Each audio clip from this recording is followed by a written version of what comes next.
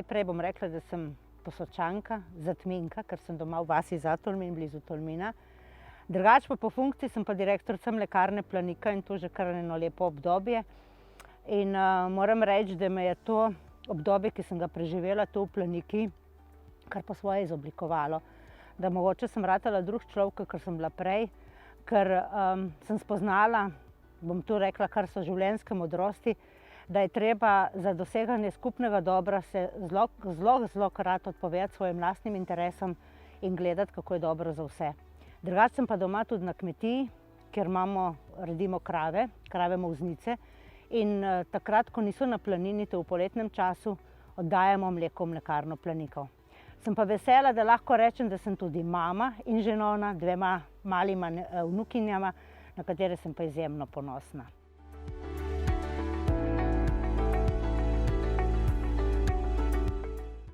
Za Posočje bi rekla, da je kmetovanje izjemno težko. Če vidite sami, ko se peljete po dolini Soče navzgor, je cesta, malo travnka, reka Soča in potem pa že na levo in na desno hrib. In verjetno nikoli v življenju ne bom pozabila ene izjave neke poslovne partnerke, ki je prišla na obisk v Mlekarno Planika, ki je rekla: "Ma poslušajte, Anka, se mi je zdelo, ko sem se peljala po dolini Soče navzgor, kot da bi se peljala po nekem koridorju. Videla sem malo zelenega na levi in desni, čudovito Sočo, potem pa samo hribe in nebo. In če sem htela videti kaj več, sem mogla pogledati v nebo." In dejansko je to kmetijstvo tudi tako, kot sem zdaj rekla, zelo težko, hribovito, proizvajamo v svetu, ki je malo kje raven, ampak nekako smo soočeni s temi naravnimi dejavniki in mislim, da nas je to po svoje tudi izoblikovali. Ja, bom kar priznala, tudi sama, trmasti smo, ampak lih trma nam je pomagala, da smo in še vztrajamo na tem področju, kmetujemo, že odženemo krave v poletnem času na prepašo v visokogorje, v planine, preko 1000 metrov nad morje in da obdelujemo te travnike v dolini in potem poskrbimo, da pridelamo dovolj krme za krmljenje živine v zimskem času.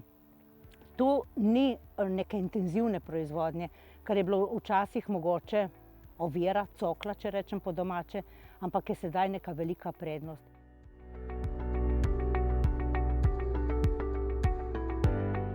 Tudi v Mlekarno Planiko oddaja okrog 100 proizvajalcev mleka in vsi se poznamo med sabo. In kar je tudi izjemnega pomena, je to, da so lastniki Mlekarne Planika, je kmetijska zadruga Tolmin, se pravi, lastniki kmetijske zadruge Tolmin pa so 100% kmetje. Tako da smo kot mlekarna v 100% lasti kmetov. In ta odnos, ki ga gojimo med nami, kot sem že rekla prej, vsi se med sabo poznamo. Poznamo ne samo vse kot osebe, ampak poznamo, če rečem, kot mlekarna njihove hleve, njihov način proizvodnje, oni pa poznajo naš način. In to sodelovanje, to zavedanje, da še kako rabimo eden drugega, je tudi to izjemnega pomena, saj je na tak način zagotovljeno, da se Mlekarna Planika tudi skozi prodajo izdelkov z višjo dodano vrednostjo potrudi, da potem tudi mleko, ki je proizvedeno na tem visokogorskem področju, primerno plačano. In ta odnos, to zavedanje, da kot vsi rabimo eden drugega, je mogoče tudi neka prednost Mlekarne Planika, prednost v tem, da je zagotovljeno tudi to, da je potem pokrajina v tej dolini Soče obdelana. In da je tudi turist, ko pride na obisk k nam, zadovoljen, ko še vidi pokošene travnike, ko vidi krave na paši, ko sliši cingljanje zvončkov tam gori visoko nad dolino Soče.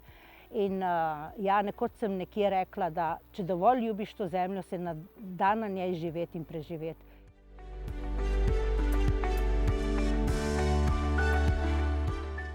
Zelo nas veseli dejstvo, da je na tem področju tudi kar nekaj mladih prevzemnikov, mladih kmetov, ki podedujejo delo oziroma kmetijo od svojih staršev.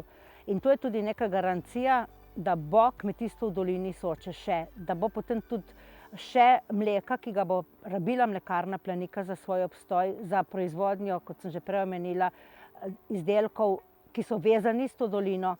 In tudi to je pomembno, da se tudi na nivoju države zavedamo, da je te mlade treba vzpodbujati, da ostanejo na kmetijah, da jim nudimo primerne spodbude, da se potem lažje odločijo, da ne zapustijo v svojih vasi, kjer živijo, in grejo v dolino. Ker lejte, na koncu koncev, jaz mislim, da je kmetijstvo toliko širokega pomena, da ni to samo tisti liter mleka, ki ga pridelajo, tista kila mesa, ki ga vzredijo pri svoji živini, ampak če je neka vas živa, če je nek prihodek tudi strani kmetijstva, je zagotovljena tudi neka socialna varnost.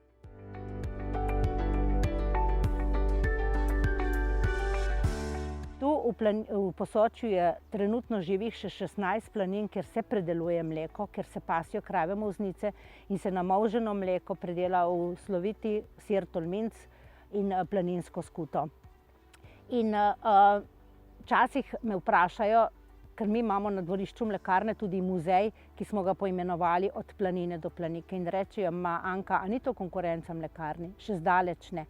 Zavedati se je potrebno, da če Posočje ne bi imelo planin, bi bil stalež živine bistveno manjši, kot je sicer. Ker v poletnem času, ko ženemo krave na planino, jih umaknemo iz nižinskih travnikov in travnikov v dolini, ki jih potem, kot sem že na začetku rekla, pokosimo in to krmo potem porabimo v zimskem času za krmljenje krav, molznic, telic in pač goveje živine.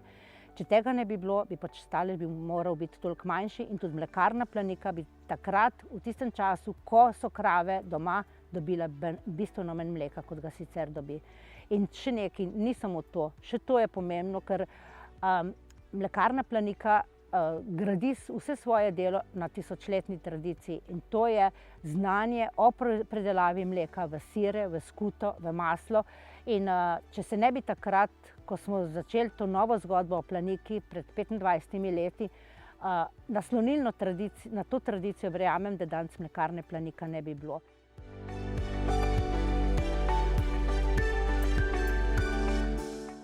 Zelo pomembno je, da, kot sem že rekla na začetku, da ohranimo kmetijstvo v tej dolini iz večjih vidikov.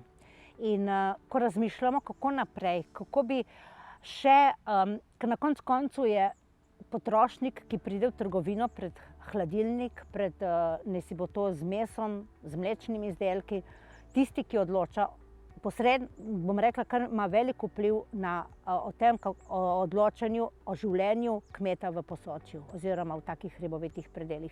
Če on ne bo posegel po izdelku iz te doline, govorim konkretno za nas, bo potem to pomeni, da ta izdelek ne bo prodan, da bo potem imela mlekarna oziroma vsak tisti, ki se ukvarja s predelavo, težavo, ker tega ne bo mogel prodati in bo težje plačal tudi mleko, meso, ki je pridelano, proizvedeno tu pri nas.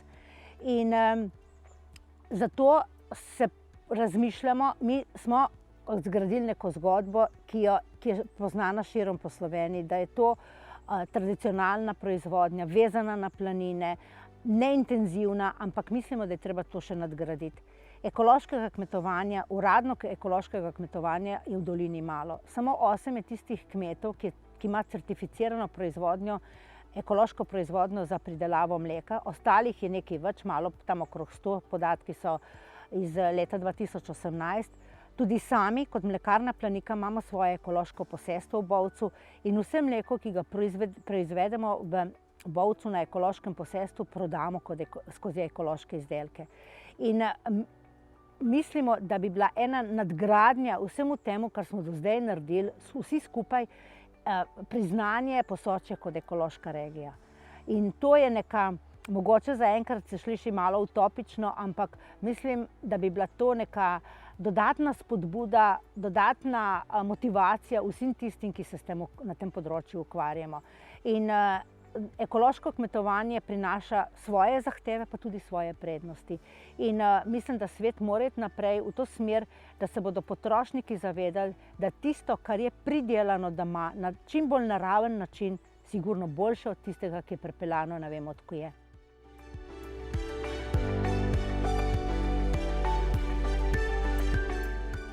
Na kaj smo lahko ponosni? Večkrat sem že rekla to, da naš rek, še ko sem bila tudi jaz študent, je bil sir in skuta naša statuta in dejansko to drži. Tolminc je poznan po celi Sloveniji, pa tudi izven naših meja in je tudi zaščiten na evropskem nivoju kot geografsko poreklo. In jaz moram reči, da smo na ta izdelek, ki je tudi kralj izdelkov v Mlekarni Planika, vsi skupaj, cela dolina, zelo, zelo ponosni.